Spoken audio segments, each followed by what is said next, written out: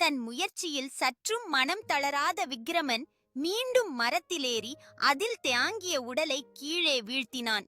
பின்னர் அதை சுமந்து கியாண்டு மயானத்தை நோக்கிச் செல்லுகையில் அதனுள்ளிருந்த வேதாளம் விக்கிரமனை நோக்கி, மன்னா, நீ அனுபவிக்க வேண்டிய ராஜபயாகத்தை துறந்துவிட்டு நிகழ்காலத்தை மட்டுமன்றி உன் எதிர்காலத்தையும் நீ வீணாக்கி காண்டிருக்கிறாய். உன்னை பேயால் பூஷணன் என்ற மன்னனும் தனக்கு கிடைக்கவிருந்த ஐஸ்வர்யங்களை தனது மதியீனத்தால் கை நழுவ விட்டான். அவன் கதையை கேள் என்று கதை சாலத்தை அடங்கியது. வராககிரி கூர்மகிரி ஆகிய இரண்டும் அடுத்தடுத்த ராஜ்யங்கள். வராககிரியை ஆண்டு வந்த பூஷணன் நல்ல குணமுடையவன்.